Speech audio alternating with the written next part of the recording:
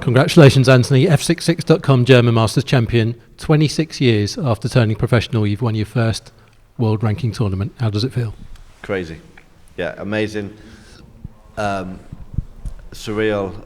Better than I expected. Just like, no, I suppose it's a monkey off the back. You know, it would have been a bit of a downer having retired after not winning a tournament. It wouldn't be great for me, like in later years, looking back, I suppose. So at least I've got that off the back, and just generally winning a tournament is just too surreal for me to even, do you know what I mean? Like take it in properly. It's weird. It's going to take a while to sink in, I suppose. Yes. You see other people doing it all the time, don't you? You know, I always tune in for the final. I'm always dead happy for the winner, even if I don't like them. Do you know what I mean? Like, 'cause I know how hard it is, and I'm always thinking, well, I used to think, oh, that'll be me one day, and then I stopped thinking that. I was just watching people that I admired, and no, I've done it. It's madness. You mentioned getting the monkey off your back because for so many years people have been talking about you as the best player to have never won a ranking event, and did that kind of wind you up, people saying that?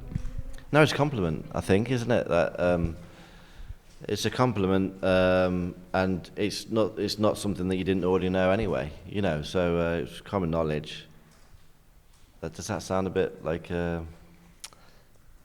braggy? It was common knowledge for me. I thought I was the best player, not to win one, along with Ryan, of course.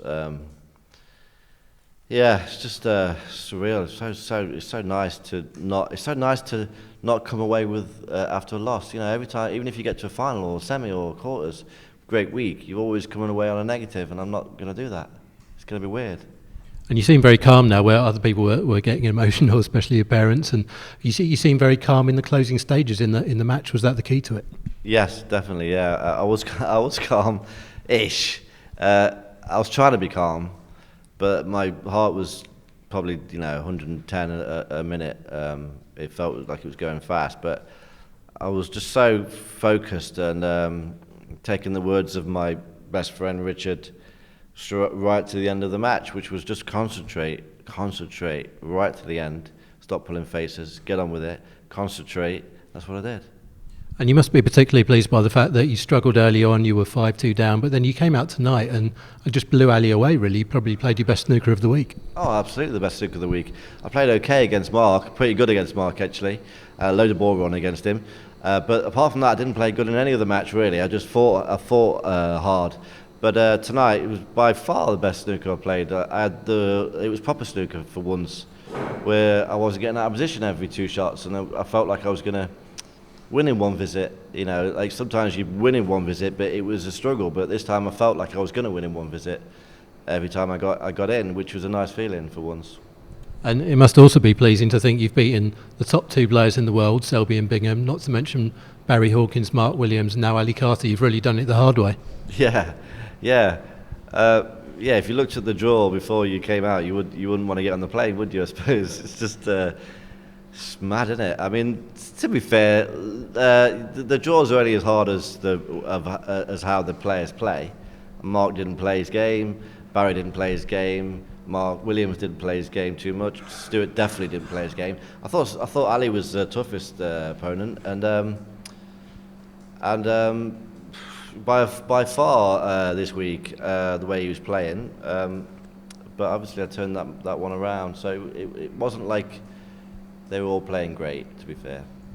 And it must be hard to believe that less than a year ago you were going to Gdynia needing to win 2 matches just to stay on the tour, and now here you are sitting with your first ranking title. Yeah, I know, I had to beat Peter Ebdon, of all people, to stay on. Believe that, like granite.